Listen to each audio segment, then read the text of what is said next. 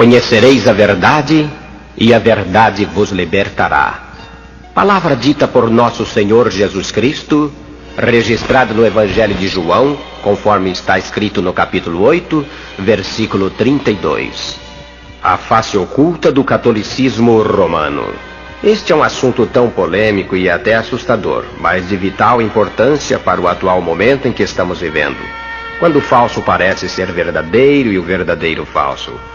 Neste momento cruciante em que a hipocrisia predomina, as trevas cobrem o mundo e o inferno parece vestido de santidade e com o nome de religião, arrastando após si milhares de almas sequiosas pela verdade profunda. Morrem avistando as águas cristalinas sem contudo poder tocá-las. Descem as masmorras do inferno na esperança de um lugar intermediário ou de um retorno à vida. Silenciar é consentir. Estamos vivendo a maior confusão da história da humanidade. As pessoas não sabem mais que rumo tomar. Chegou o momento de mostrarmos ao mundo onde está a verdade. Gritar em alto e bom som, que ninguém se engane nestes dias terríveis que estamos vivendo.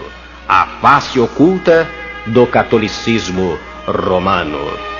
Após a ascensão de Cristo, a Igreja de Nosso Senhor passou por momentos difíceis na face da terra. E é exatamente sobre isso que queremos falar agora. Qual seria a verdadeira Igreja de Cristo? A Bíblia Sagrada registra o seguinte: Jesus dizendo: sobre esta pedra edificarei a minha igreja. Quando ele disse minha igreja, ele não mencionou nenhuma denominação, mas ele disse a minha igreja. E a seguir ele disse: as portas do inferno não prevalecerão contra ela. Você hoje irá descobrir qual é a verdadeira igreja de nosso Senhor Jesus Cristo. Portanto, a face oculta do catolicismo romano. No ano 306 da era cristã, Constantino chega ao poder em Roma e recebe o título de imperador romano. Ao subir ao trono imperial, Constantino colocou fim às perseguições que o povo cristão vinha sofrendo com os outros imperadores que o antecederam, trazendo assim paz e segurança ao cristianismo no seu império. Com esse gesto, Constantino se transformou rapidamente em uma pessoa amada e respeitada pelos cristãos, não faltando entre eles os que se empenhavam em provar que Constantino era verdadeiramente o eleito de Deus e que a sua obra era a consumação da história da Igreja. Para a maior parte da liderança da Igreja daqueles dias, os novos acontecimentos chegavam trazendo consigo grandes oportunidades, mas também muitos perigos. Muitos cristãos olhavam com reserva a lealdade que alguns dedicavam ao imperador Constantino. A maioria dos cristãos insistiam que a sua lealdade final pertencia somente a Deus. Esta foi a atitude dos santos da Igreja como Antonásio, os Carpadócios, Ambrósio, Jerônimo, Agostinho e outros. Com o aumento do relacionamento Igreja-Estado, aconteceram muitas mudanças no seio da Igreja. Antes da conversão de Constantino, os cultos eram de uma simplicidade peculiar.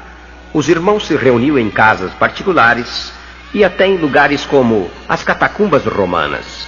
Mas agora, vivendo sob uma nova influência, o culto certamente teria que se dobrar perante os protocolos imperiais. Por exemplo, o incenso que até então era usado para o culto do imperador começou a aparecer nas igrejas cristãs. Os ministros, por sua vez, antigamente se vestiam de forma modesta, agora já tinham roupas ou vestimentas sacerdotais e até ornamentadas. A seguir veio o costume de iniciar cada culto com uma procissão. Logo após, alguém sugeriu comemorar o aniversário da morte de um mártir, celebrando a ceia exatamente no mesmo lugar onde o mesmo havia sido enterrado. Começando a construir igrejas em muitos destes lugares, achando que o culto teria um significado especial se celebrado em uma destas igrejas, por causa, é lógico, da presença das relíquias dos mártires. Em muitas igrejas começaram a desenterrar os corpos dos mártires para colocar os seus corpos ou parte deles sobre o altar. Logo os boatos começaram a correr entre eles que essas relíquias eram milagrosas. Então surgiu a veneração, vindo depois da adoração. E os templos começaram a surgir em todo o Império Romano, pois o próprio Constantino mandou construir em Constantinopla a igreja de Santa Irene, em honra à paz. E a sua mãe Helena também construiu na Terra Santa a igreja da Natividade, exatamente no Monte das Oliveiras. Estas mudanças trouxeram muita tristeza ao povo cristão, porque nem todos receberam da mesma forma tais mudanças. Então os ricos e os poderosos dominavam sobre a vida da igreja. O joio cresceu junto com o trigo e ameaçava sufocá-lo. Como ser cristão nestas circunstâncias? Quando a igreja se une abertamente ao mundo carnal, quando o lucro e a ostentação passam a dominar o altar cristão, quando tudo e todos dão a entender que o caminho estreito se transformou em uma longa avenida? Como passar por cima de tantas ofertas e tentações que nos cercam neste mundo com as suas paixões? Fama, glória, dinheiro, honrarias, foi exatamente o que Satanás ofertou. E, infelizmente, alguns irmãos da igreja primitiva que estava em Roma aceitaram. Como vimos, todo este declínio da igreja foi acentuado após a conversão de Constantino, que nunca se submeteu à igreja cristã. Ele contava com o conselho cristão, como o erudito Lactâncio, o bispo Ócio de Córdoba, pois sempre reservou os direitos de determinar para si mesmo as suas atitudes religiosas, pois considerava-se bispo dos bispos. Por isso mesmo, depois da sua conversão, participou de rituais pagãos, os quais eram proibidos aos cristãos comuns. E os bispos, por sua vez, não levantaram a sua voz em protesto como fariam em circunstâncias diferentes. E a partir do ano 310, o catolicismo romano começou a mergulhar em dogmas e costumes que nada têm a ver com a sã doutrina. Foi exatamente no ano 310 que eles inventaram a reza pelos defuntos. No ano 320, o uso de velas. No ano 375, o culto aos santos. No ano 394, a instituição da missa. No ano 431, culto à Virgem Maria. No ano 500, o uso da roupa sacerdotal. No ano 503, doutrina do purgatório. No ano 606, Bonifácio III se declara bispo universal, isto é, papa. No ano 709, a obrigatoriedade de beijar os pés do bispo universal ou papa. No ano 754, doutrina do poder temporal da igreja. No ano 783, adoração das imagens e relíquias. No ano 850, o uso da água benta. No ano 890, culto a São José de Protodúlia. No ano 993, canonização dos santos. No ano 1003, a instituição das festas dos fiéis defuntos. No ano 1074, o celibato sacerdotal. No ano 1076, dogma da infalibilidade da igreja. No ano 1090, a invenção do rosário. E no ano 1184, a invenção da Santa Inquisição. No ano 1190, a venda das indulgências. No ano 1200, o pão na comunhão foi substituído pela hóstia. No ano 1215, criou-se a confissão auricular. No ano 1215, dogma da transubstanciação. E no ano 1220, adoração da hóstia. No ano 1229, a proibição da leitura da Bíblia. No ano 1245, o uso das campainhas nas missas. E no ano 1316, a instituição da reza da Ave Maria. E no ano 1415, a eliminação do vinho na comunhão. E exatamente no dia 31 de 10 de 1517, nasceu a Reforma através de Martinho Lutero.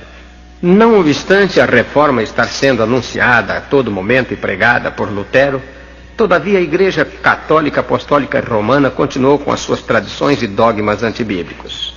Foi então que no ano 1546, eles introduziram os livros apócrifos, isto é, os livros não canônicos. Mas o que levou Martinho Lutero a tomar esta decisão em reformar a igreja? Não foi uma vontade própria, nem uma iniciativa sua, mas foi a unção e a inspiração do Espírito Santo.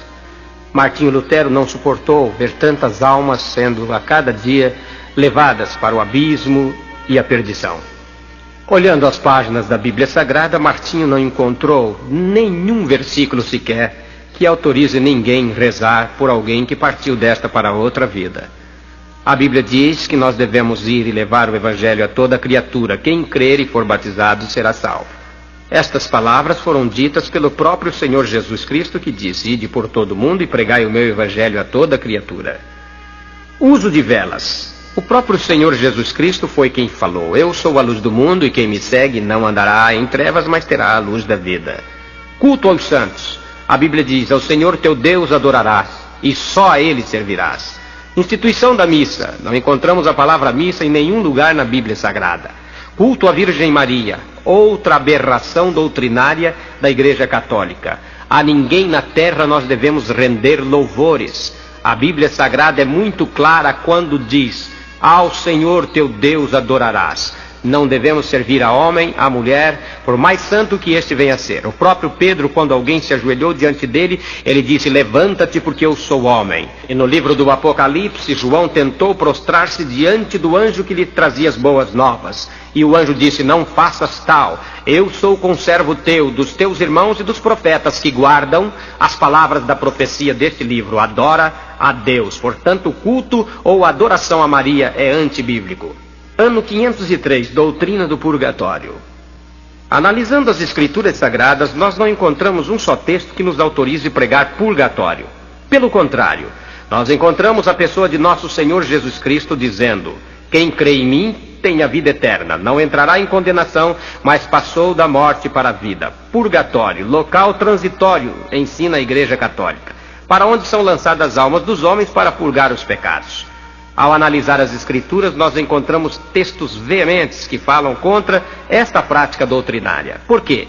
A Bíblia diz: sem derramamento de sangue não há remissão de pecados. João falou a respeito disso quando, referindo-se a Jesus, disse: eis o Cordeiro de Deus que tira o pecado do mundo. O mesmo nós vemos lá no alto da cruz, quando nosso Senhor Jesus Cristo se dirige ao ladrão dizendo: hoje mesmo estarás comigo no paraíso. Se houvesse um purgatório, logicamente que aquele ladrão não poderia estar com Jesus no mesmo dia no paraíso. Teria que passar pelo purgatório, purgar os pecados, para depois então subir ao paraíso. Portanto, não existe base bíblica para purgatório. Ora, amigo, o que teria Jesus vindo fazer? Pagar alguma coisa ou fazer um sacrifício que eu e você poderíamos ter feito? Isto é, entregando as nossas almas às labaredas purgatoriais? Purgatório não tira pecado. Primeiro, porque não existe purgatório. Segundo, porque sem derramamento de sangue não há remissão de pecados. Terceiro, porque Jesus Cristo é o Cordeiro de Deus que tira o pecado do mundo. Ano 606, Bonifácio III se declara bispo universal, primeiro papa. Aqui está uma contradição muito grande da Igreja de Roma. Eles dizem que Pedro foi o primeiro papa. E agora, com a lei do celibato, eles dizem que Pedro ainda continua sendo papa. Por que lei de celibato? Bem, a lei do celibato proíbe o padre de se casar. Outra contradição bíblica tremenda. A Bíblia é clara quando diz: aquele que deseja o episcopado, excelente obra almeja, mas convém que o bispo seja casado, marido de uma mulher. Papa não pode ser casado. Isto nos prova que Pedro nunca foi papa, porque Pedro tinha sogra. Tanto é verdade que Jesus um dia visitou a Pedro, e a sogra deste estava enferma, com febre. Jesus, tomando-a pela mão, a febre a deixou. Eu nunca vi ninguém ter sogra sem ser casado. Por onde descobrimos que Pedro nunca foi papa. No ano 783, o dogma da adoração das imagens e relíquias. A Bíblia, no entanto, diz: então falou Deus todas essas palavras, dizendo: eu sou o Senhor teu Deus, que te tirei da terra do Egito, da casa da servidão. Não terás outros deuses diante de mim. Não farás para ti imagem de escultura, nem alguma semelhança do que há em cima nos céus, nem embaixo na terra, e nem nas águas debaixo da terra. Não te encurvarás a elas, nem as servirás, porque eu sou o Senhor teu Deus. Sou Deus zeloso, que visita a maldade dos pais nos filhos, até a terceira e a quarta geração daqueles que me aborrecem. E faço misericórdia aos milhares que me amam e guardam os meus mandamentos. Êxodo capítulo 20, versículo 1 a 6. No ano 1184 da era cristã, foi instituídos os tribunais da Inquisição. Inquisição, na verdade, foi o forno incinerador do catolicismo romano. Contudo, a reforma era inevitável e necessária. A Igreja romana esmagou todos os movimentos de oposição, e rios de sangue derramaram em holocausto. Houveram assim mesmo alguns concílios, como de Constância e de Basileia, pelos quais inventou-se uma fórmula radical da Igreja, mas sem consegui-la, pois eles queriam absoluta autoridade e supremacia. Porém, esta ideia não sobreviveu por muito tempo, nem na prática, nem na doutrina. Além de tudo isso, o concílio de Constância cometeu o horrendo crime de condenar à fogueira um homem cheio do Espírito Santo por nome João Hus, da Boêmia. Este homem pregou contra o purgatório romano e trouxe à tona a sujeira da Igreja Católica. Este homem foi para a fogueira por não concordar com o erro, e com ele milhares em todo o mundo enfrentaram os horrores da Inquisição. Mas protestaram, não recuaram, mostrando a verdade para o mundo como fazemos hoje. Precisamos continuar protestando. Afinal de contas, as vítimas no mundo inteiro através da Inquisição até hoje ultrapassaram a casa dos 20 milhões. Há quem diga em 25 milhões de pessoas. Contudo, não queremos afirmar um número, só sabemos que foram milhares e milhares delas. Em 1208, exterminaram cristãos albigenses no sul da França. O padre dominicano e espanhol Tomás de Torquemada foi quem comandou por 8 anos a morte de 10.200 cristãos não católicos. Entre eles incluíam maçons e intelectuais. Além destes, foi também queimado o bispo Roper, que ao ser sacrificado com pouco fogo gritava: "Aumenta o fogo, aumenta a lenha." Ao seu lado estava o papel do perdão. Bastava tirá-lo, mas não fez. Preferiu morrer contrariando a vontade daquela falsa igreja.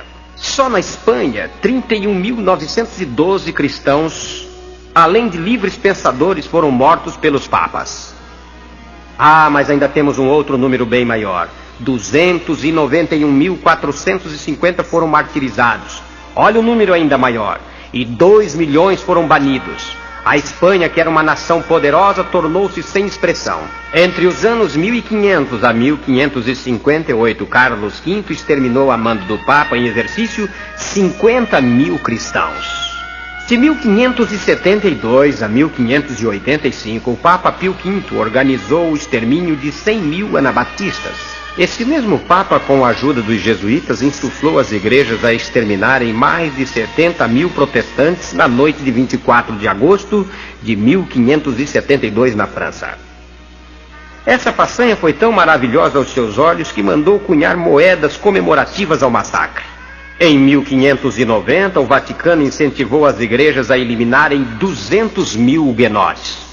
O monarca alemão Fernando II, no ano 1578, instigado pelos padres jesuítas, começou a guerra de extermínio contra os protestantes. Essa guerra religiosa terminou em guerra política e tirou a vida de 15 milhões de pessoas entre os anos 1618 a 1648.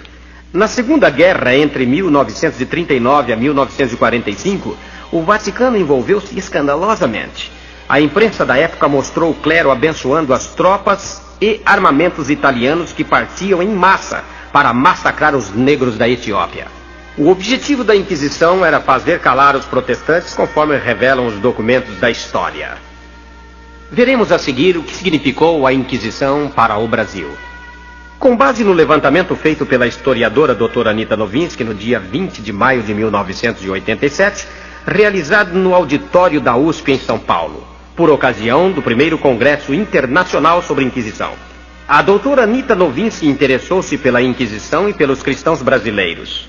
Estimulada por 2 professores da USP, João Cruz Costa e Lorival Gomes Machado, os quais insistiam que, enquanto não se conhecesse a história daqueles cristãos e da Inquisição, ninguém jamais poderia escrever corretamente a história do Brasil, pecando por omissão, engano ou falta de conhecimento.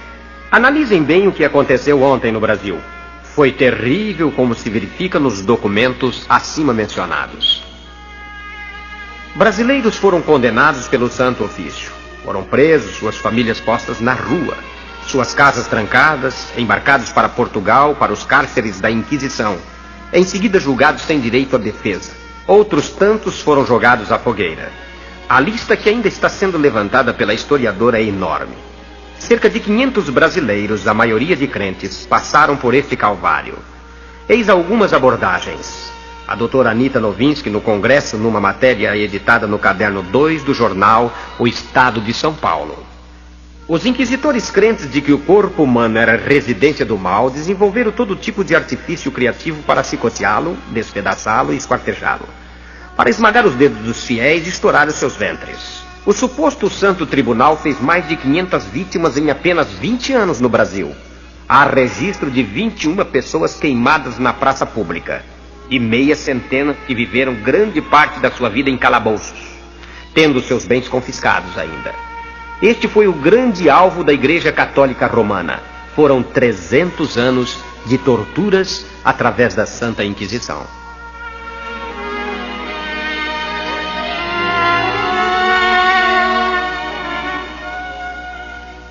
O lavrador carioca Agostinho José de Azevedo, morador em Minas Gerais, perdeu todas as suas propriedades. Foi torturado e enlouqueceu nas masmorras do Santo Ofício.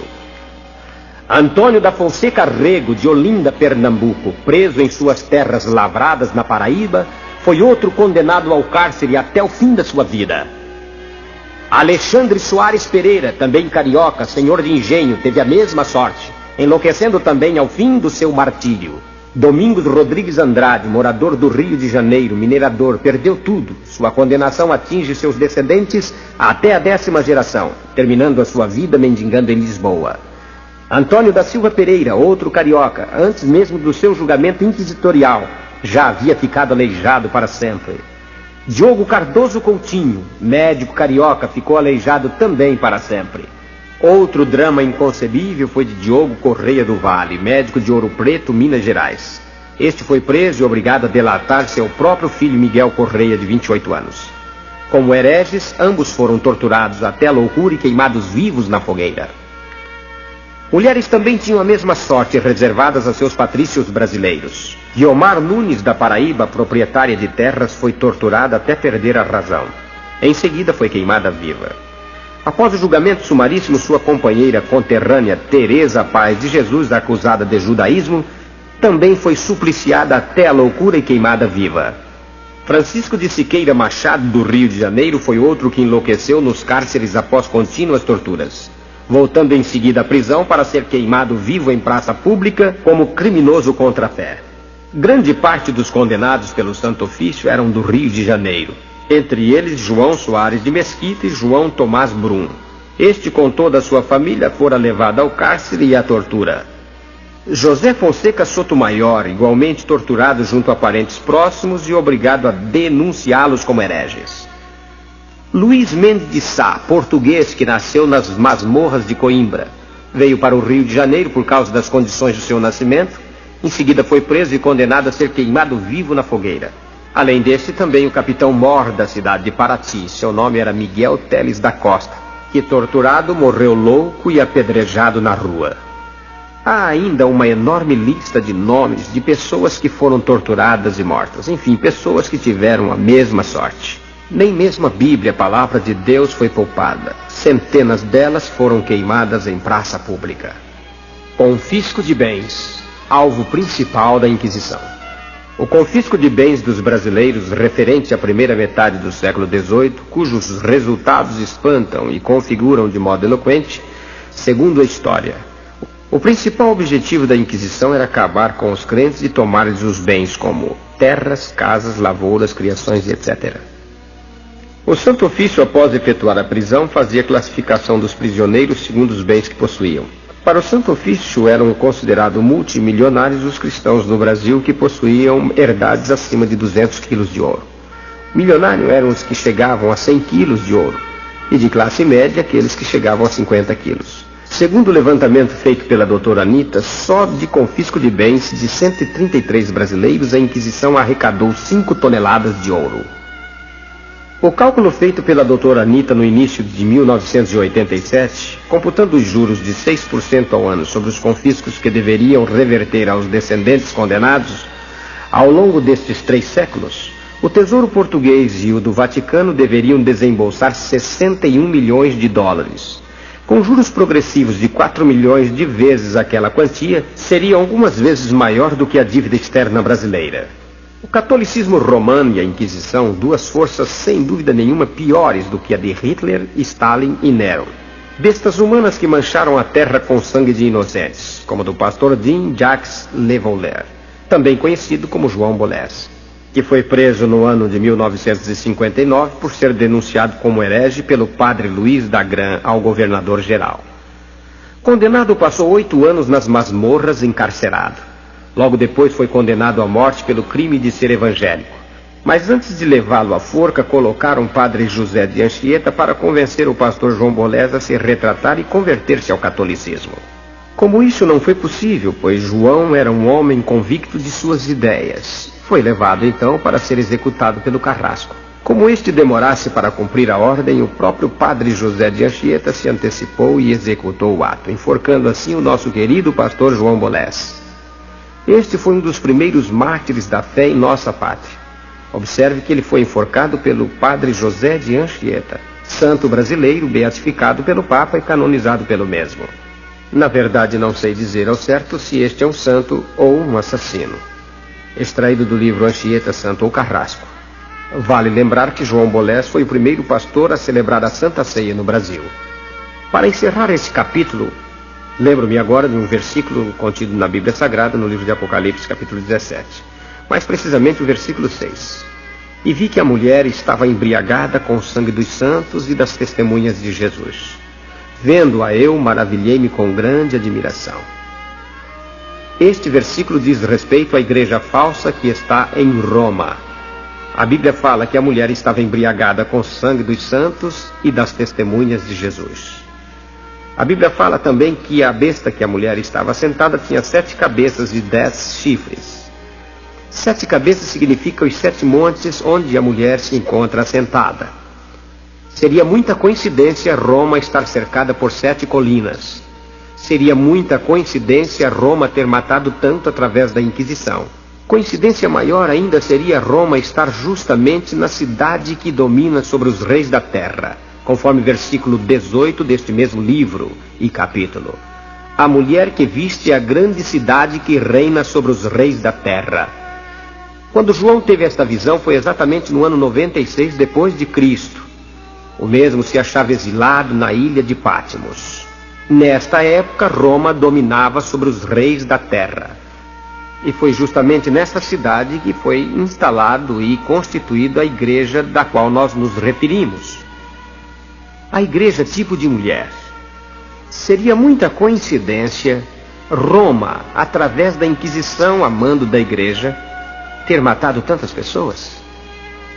Mais que Hitler, Stalin, Nero? Não. Sabemos que a palavra de Deus não acontece por obra do acaso. A palavra de Deus é imutável. Estas são as palavras ditas pelos profetas, pelos apóstolos, por anjos e pelo próprio Deus. Bíblia Sagrada, infalível palavra de Deus. E levou-me em espírito a um deserto e vi uma mulher assentada sobre uma besta cor de escarlata. Esta estava cheia de nomes de blasfêmia e tinha 7 cabeças e 10 chifres. E a mulher estava vestida com púrpura e escarlata e adornada com ouro e pedras preciosas e pérolas. E tinha na sua mão um cálice de ouro cheio das abominações da imundícia da sua prostituição. Com este versículo nós queremos falar sobre a origem das rendas do Vaticano. A igreja romana usou todos os meios para conseguir dinheiro para gastar nos seus caprichos e deleites, não importando se para isso fosse necessário praticar as piores atrocidades com seus opositores. Agindo deste jeito, conseguiu formar um grande império em todo o mundo. Todo esse dinheiro a preço de sangue de homens, mulheres, crianças, que mesmo perdendo todos os seus bens, também deram as suas vidas em holocaustos. A maioria do povo desconhece essas verdades que durante séculos ficaram ocultas, pois ninguém se arriscava a condenar publicamente esses crimes cometidos contra os direitos humanos. Há bem pouco tempo, a dar o seu apoio no movimento da reforma agrária, eles lançaram um slogan dizendo: terra de Deus, terra de irmãos. Como defensores de terras para o povo, não poderiam nem sequer abrir a boca, porque são eles os maiores latifundiários desta nação e nunca repartiram 1 metro de terra para ninguém. Esta igreja não tem moral para defender os direitos humanos, principalmente no tocante a este particular. Pois se assim fora, teria que devolver todos os bens que ela subtraiu para si deste povo tão sofrido, sem direito sequer de se defender. Sem sustento legítimo por estarem desacreditados, os papas e a igreja sancionaram o blefe, canalizando para os seus cofres quantias fabulosas, negociando cargos eclesiásticos, posições que valiam fortunas. Cobravam para canonizar um santo naqueles dias 23 mil ducados. Vendiam relíquias, pedacinhos da cruz de Cristo, negociavam perdão dos pecados mediante indulgências e amedrontavam os fiéis com o fogo purgatorial que eles criaram, prometendo com missas pagas aliviar a situação. Desconhecendo a palavra de Deus, milhões de pessoas acabaram aceitando esses expedientes matreiros do catolicismo romano. O Papa João XXIII, no ano 1410, chegou a cobrar impostos até dos prostíbulos. Estes recursos foram contabilizados no orçamento do Vaticano. Não é um absurdo dos mais imorais? O padre João Teitzel tornou-se famoso vendedor de documentos de indulgência da Igreja. O Papa Leão X, no ano 1518, continuou com o blefe. Necessitando restaurar a Igreja de São Pedro, que estava rachando, usou os cofres com esses dizeres absurdos, tais como: ao som de cada moeda que cai neste cofre, uma alma desprega do purgatório e voa para o paraíso. O Vaticano é a corte mais suntuosa da Europa. Já não se preocupa com as migalhas, aplica os proventos deste comércio espiritual, de tal forma que possuem terras, fazendas, bancos próprios, edifícios em todo o planeta. No ano de 85, o jornal O Estado de São Paulo trouxe uma matéria, uma reportagem sobre este assunto, dizendo que os católicos americanos estão exigindo do Vaticano relatórios e balanços financeiros. Quanta diferença há entre a Igreja Católica e os seus líderes atuais com aquele que eles dizem ser o seu primeiro Papa? Pedro, na porta do templo chamado Formosa, na hora nona para a oração, o coxo estendeu-lhe a mão e pediu-lhe uma esmola. Ele disse ao coxo: olhe para nós. E ao olhar aquele coxo, ele disse: não tenho ouro nem prata, mas o que eu tenho, isso eu te dou. Em nome de Jesus Cristo Nazareno, levanta-te e anda. A Igreja de Roma tem ouro e prata, mas não tem poder. É bom pensarmos nisso.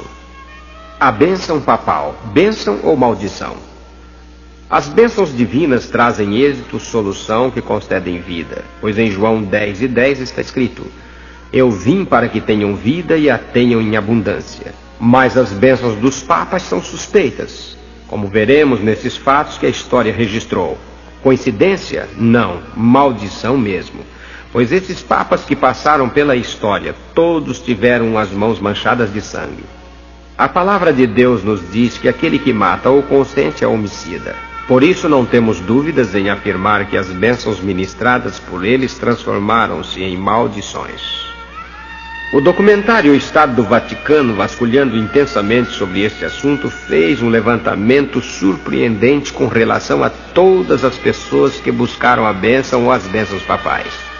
Estas mesmas pessoas tiveram fins trágicos, tanto pessoas como nações. Veja alguns registros. O Papa Pio IX, em 1870, abençoou a Carlota de Bourbon. Quando voltou a Roma, antes de sair do Vaticano, enlouqueceu sem causa aparente. O arcebispo do Peru morreu 43 dias depois da bênção do Papa. Deram-lhe um cálice envenenado em Viernes Santos. O imperador Maximiliano do México foi abençoado pelo Papa, mas em Querentário foi preso e fuzilado pelos revolucionários. A imperatriz quebrou a perna logo depois da bênção papal. O exército francês foi completamente derrotado e rechaçado em 1870 depois de uma bênção solene do Papa Pio IX. O Papa Bento XV, em solene cerimônia, abençoou o Duque Francisco Fernando da Áustria. Começaram então as suas desgraças como nunca houve na Europa. Soberano mais infeliz perdeu o trono e foi um dos causadores da Grande Guerra. Os navios Santa Maria e o América receberam as bênçãos do Papa em 24/12 de 71. Neste mesmo dia, ambos naufragaram. A bordo do Santa Maria haviam 11 freiras. Depois que o Papa proferiu a famosa bênção Urbi et Orbi, o papado perdeu o domínio sobre a cidade de Roma. Foi a maior perda que o catolicismo já sofreu. Infelizmente também o Brasil recebeu algumas dessas bênçãos. Por ocasião do 4º centenário, recebeu a bênção do Papa. Então vários bancos do Rio de Janeiro faliram e houve desemprego e suicídios. Em 1905, volta o Papa a abençoar a nossa terra. Tivemos então a praga dos gafanhotos e a catástrofe de Aquidauã. Campos Sales e sua família receberam uma bênção papal especial que valiam por 3 gerações. Em poucos dias, o seu irmão foi assassinado. O saudoso presidente do Brasil, Afonso Pena, também buscou a bênção do Papa, mas logo depois morreu.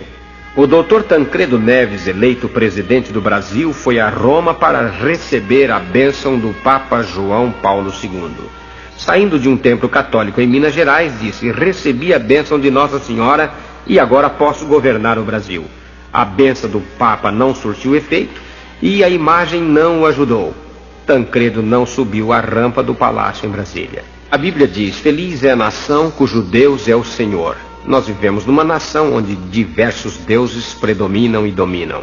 É preciso que as nossas autoridades de nosso país dirijam suas preces ao Deus vivo, esquecendo a idolatria do catolicismo, pois as bênçãos dependem do céu e só devem ser ministradas quando há autenticidade espiritual. E isso não se consegue por governar uma grande nação ou por direitos canônicos. O Papa João Paulo II esteve no Brasil e beijou o nosso solo. Conseguiu um feriado para a padroeira e impetrou a sua bênção para o Brasil. E a bênção de nada valeu. A imagem da padroeira é cega, surda e muda e não o ajudou. E o Brasil caiu nas garras do FMI. A inflação galopou e a política entrou em colapso. E nos maiores escalões do governo a enfermidade bateu de vez, atingindo vários ministros, incluindo o próprio presidente. No Nordeste brasileiro a terra tremeu mais de 1000 vezes. No Amazonas houve um naufrágio com mais de 1000 mortos. Secas nunca vistas em todo o Nordeste, enquanto que no Sul bairros e cidades foram inundados. Desde 1980, quando o Papa João Paulo II abençoou o Brasil, esta terra tem vivido as piores catástrofes já registradas. Nosso povo só conhecia terremotos de ouvir falar e catástrofes só em outros países. Estamos convivendo com a fome em vários lugares. A peste matando o povo, a criminalidade aumentando assustadoramente.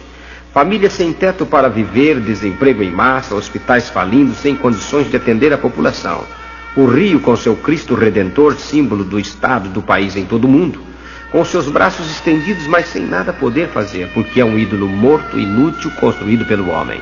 Enquanto isso, na Baixada Fluminense, moradores comerciantes atendem seus clientes atrás de grades. Até parece que não há solução. Contudo, sabemos que a solução existe. A solução está em Deus.